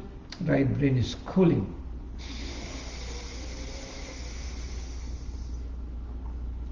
Left nostril breathing is called your Chandra Nari, cooling energy. It's a female energy. It also a parasympathetic tone. Right nostril is controlled by your left brain. Left brain is analytical. Left brain is heating. Left brain is male. Left brain is sympathetic. Right nostril breathing is called your Pingala Nari, Surya Nari, sun energy, sympathetic male. Many people tell me when they do it, they feel a little bit of uncomfortable in the hand like this. What I said, you can put it on a small stool or a small table. This is very nice. Or if you don't have any, just instead of using support, do it your hand. Support with the left hand. But always remember that it is called an effortless practice, effortless ease. You have to be very comfortable.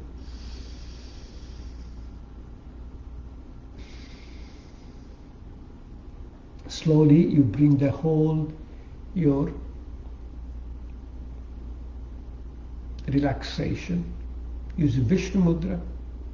Take your middle finger and ring finger, put it in between your eyebrows. Then use your left hand, hold onto your right earlobe. This is called a super brain yoga to balance. Remember, alternate nostril breathing balances both sides of your brain. So what is good for? We lose our memory, dementia, because we lose our focus, because we're only one-sided, one brain. I'm right-handed, I'm using my left brain. Activating both sides of the brain brings your focus back. Very good for dementia, Alzheimer's disease, hypertension. Hypertension is emotional disorder. So with this, my eyes are closed, I'm doing alternate nostril breathing.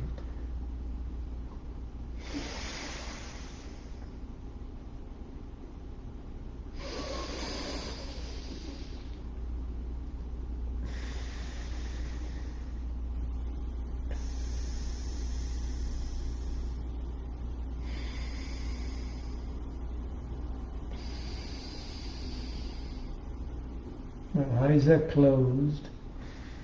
I'm in a super brain yoga. I'm in alternate nostril breathing. Within a short time, I am in a transcendental state. I have no idea even where I am. I enter into a pure state of meditation. In a meditation, you can access your whole subtle body. So in a meditative alternate nostril breathing, you will be able to do alternate nostril breathing without closing a nostril. We'll finish it doing that. But before that also, you can incorporate a little bit of your breath holding with alternate nostril breathing. There's also Nadi Shuddhi Pranayama, all different names you have. Like same, you start with 1:2, 4:2. Count of 4 in, count of 16 hold, count of 8 out. Then you can increase it. 5 in, 20 hold, 10 out, 6 in, 24 hold, 12 out. So again, okay, put your left hand here. Put your index finger down, middle finger down, touch your little finger, ring finger and thumb as a pinch. Put it over your nostril. Breathe out through your left nostril. Breathe in with a count of 4 in. Hold your breath for a count of 16.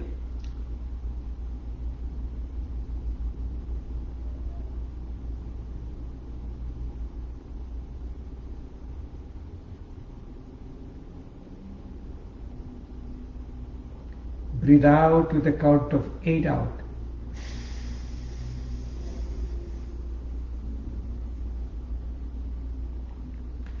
Breathe in through the right nostril with a count of 4 in.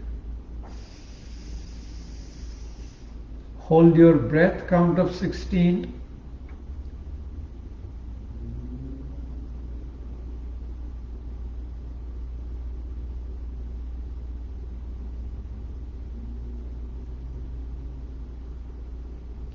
Breathe out through the left nostril, count of 8 out.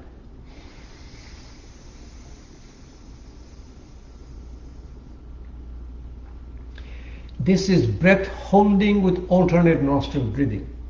Wonderful practice. If you do it in a short time, my eyes are closed, I'm totally in a parasympathetic mode, I'm totally counteracting all the endogenous diseases I have. Lifestyle related disorders, you don't fall asleep. When your eyes are closed, you have the effect of meditation. Meditation is, you have all the effect of sleep without falling asleep. It's a wonderful practice. We have shown you the Bumblebee Pranayama. The bumblebee is very important. You put it in close your all the 5 senses, index finger in between eyebrows, close your eyes, put your thumb here. Just do one time just to show it to you. That's a refresh again. You shut down all of your 5 senses. Then you create a vibration. The vibration interacts, cancels the vibration of your brain, and then you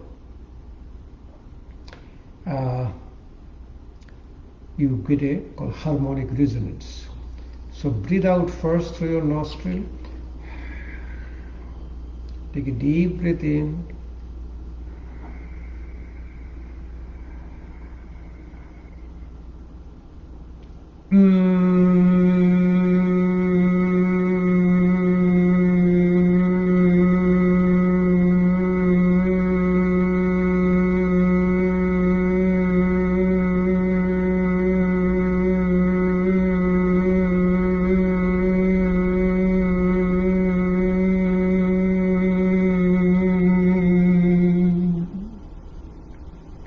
And always do your pumping and cupping, just rub your thumb. You feel the warmth in your hand. When you feel the warmth, if you're wearing glasses, remove your glasses, put both the hands over your eyes like a cup. Let the eyes take all the heat from your hand. Then you massage your forehead, massage your ears, the auricular branch of the vagus nerve. It's a very wonderful practice inside external auditory canal, face, in the neck, carotid sinuses, and in the back. Therapeutic Pranayama. We showed the Murcha Pranayama for sleep. We'll show you the Ujjayi Pranayama, with your your Jalandhar Bandh and Udyani Bandh, how to go to sleep. Savitri Pranayama. Savitri Pranayama is very simple. When you begin, some breath holding. Remember, when you start doing the breath holding, you do the breath holding very gently. So you will do breath holding in inhalation. Like a Murcha Pranayama you did, breathe out first, then you take a deep breath in, you hold the breath, and you did a chilla. So that was an Abhantarin Kumbhak, breath holding in inhalation. But in a abdominal lock, what you have done a breath holding in exhalation. You did like this. I breathe out first. Take a deep breath in. Completely breathe out. Suck my stomach in and hold.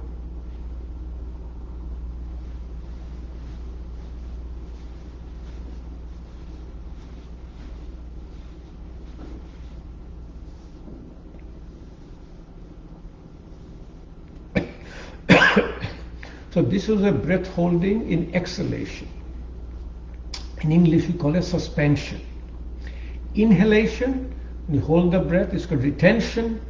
Exhalation, suspension. You also do a called the Mula Bandh. With the exhalation, you contract your pelvic floor, pull it up along with the anal sphincter. You can do all three together. It's called a Mahabandh. Let me show you one Mahabandh. So again, hand is in the Adhi Mudra. You breathe out first. Take a deep breath in.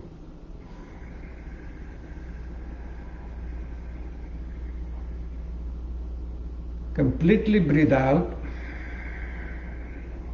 Suck your stomach in and hold.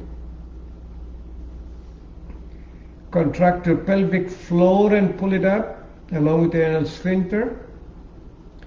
Drop your chin down, tuck, bring chin to the chest.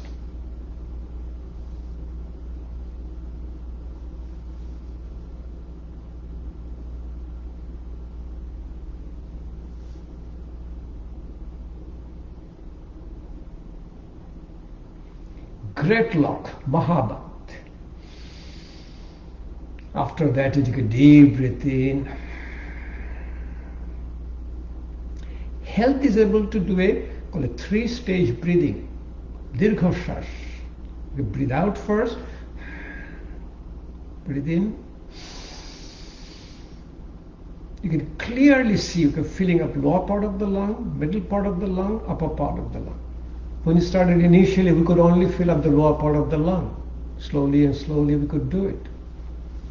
Agni Sarkriya, very relaxing. You do the abdominal lock, Udyani Bandh, then move your abdominal wall to massage your internal organs. Breathe out first. Take a deep breath in.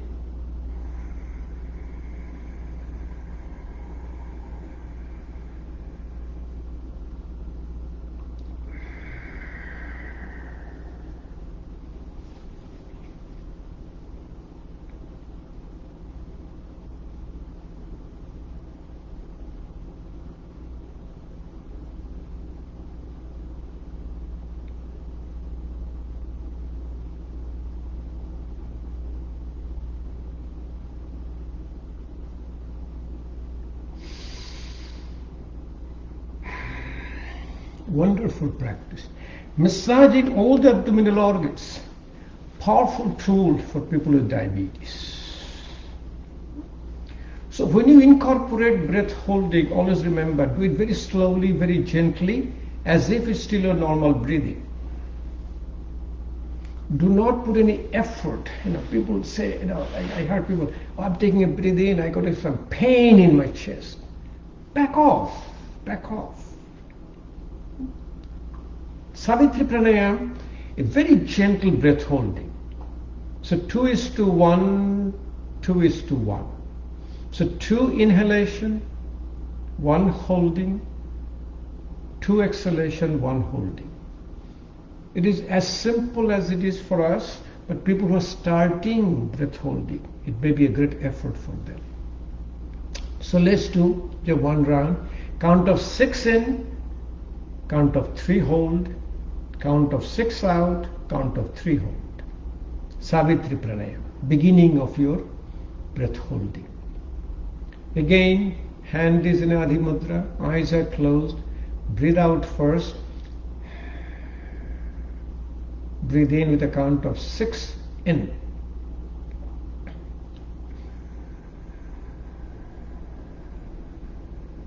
Hold for count of 3. Breathe out with a count of 6 out.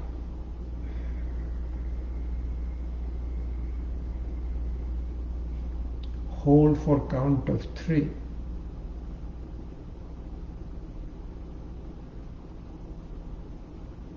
Breathe in. Got the idea? 2 is 1, 2 inhalation, 1 holding, 2 exhalation, 1 holding. Now you can keep on bringing it up. Count of 8 in, 4 hold, 8 out, 4 hold. Savitri Pranayama. Om Pranayam. Om Pranayam is the one which is the Om has a frequency, has the same frequency of brain. It cancels. Om has a 3 component, A, U, Ma. In A, U, Ma you do with a 3 mudras. This is called your Chin Mudra. This is your Ganu Mudra. When your hand is down, they call it Chin Mudra. It opens the lower part of the lung.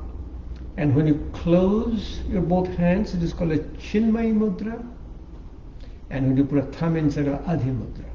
Chinmay Mudra opens the lower part of the lung. Adi Mudra opens the upper part of the lung. Very relaxing. Upper part of the lung is never get open. That's why you always try to do with Adi Mudra. So you'll do 3. Om has a 3 component called A, U, Ma. In a A, U, Ma, you will do the A with a Chin Mudra, U with a Chinmay Mudra, Ma with a Adi Mudra. It's called Pranabhu Pranayama.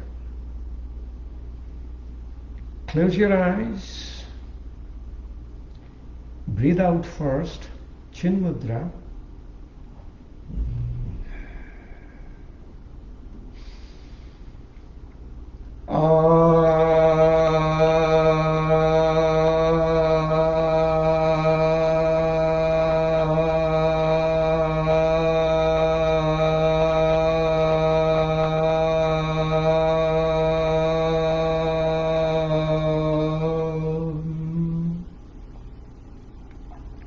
Chinmay Mudra.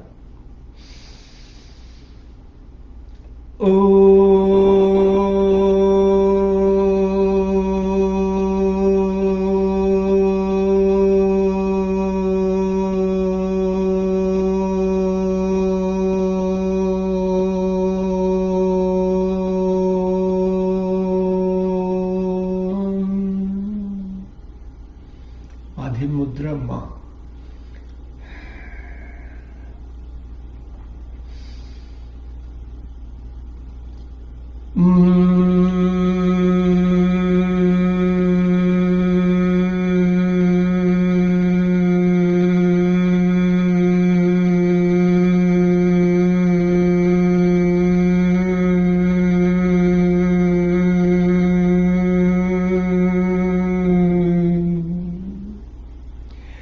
Om Pranayam you do, keep chanting Om, which balances the Chitta Vritti Nirodha. But most important is able to access your subtle body. We have a gross body, subtle body, causal body. Gross body is our body, the physical body. Subtle body, body of our mind. Like I have seen my body with my eyes closed. With my eyes closed, I can access my whole body. My eyes closed, I can touch tip of my nose, top of my head. I'm touching my right great toe. I'm touching my left little toe. I'm touching my belly button. I know exactly where my body part is. Okay, this is my meditative experience. We finish with the meditative experience. It's called alternate nostril breathing without closing a nostril. You will do your mind. Then we'll do a very brief silence, because silence, what happens when you want to balance your 5 senses called indriyas, pancha indriyo, silence is wonderful. Again, this is your Jnana Mudra or Dhyana Mudra. Put it over your knees. Close your nostril. Bring your awareness in your left nostril. Breathe out through your left nostril. Now breathe in through your left nostril. Breathe out through your right nostril.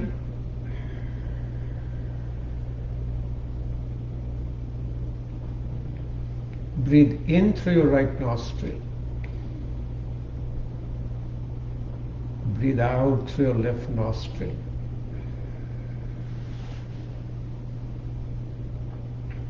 I can clearly see I'm breathing through my left nostril in, breathing out through my right nostril. Let's practice a few times with our eyes closed, spine straight. I'll give an indication, then we'll go to a silence. We'll remain silent for a few moments before we finish our practice.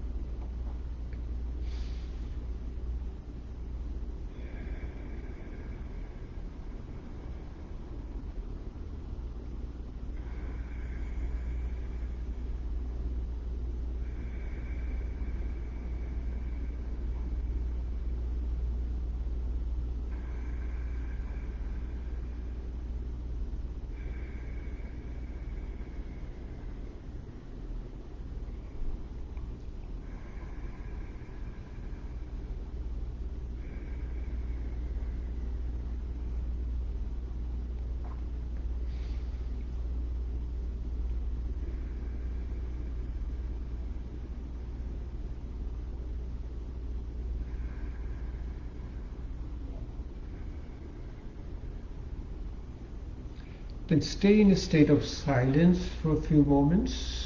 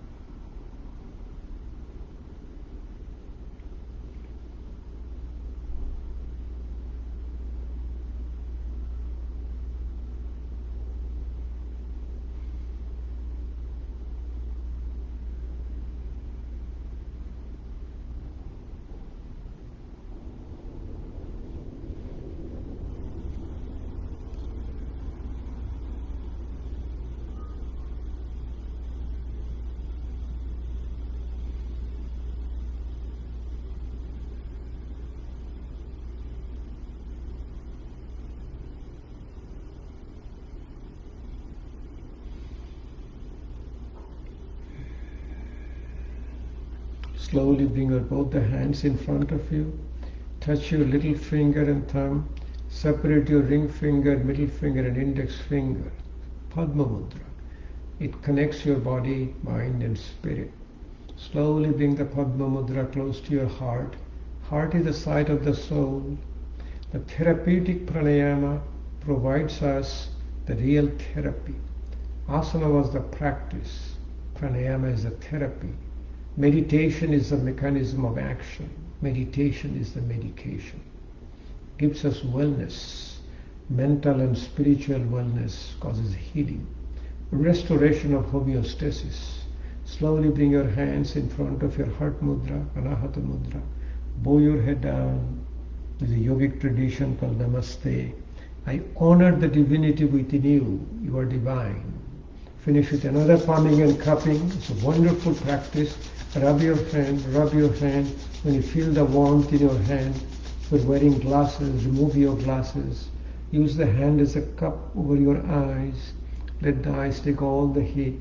Massage your forehead, massage your eyes, massage your ear, the back and the front, the tragus, external auditory canal, in the face. then in the front of the neck, your carotid sinuses in the back. It's a wonderful practice. Thanks for joining with us. Again, I see a lot of comments, a lot of questions. I'll be able to answer all of them for you. And we'll see you again next Saturday, same time, 9:30 USA Eastern Time.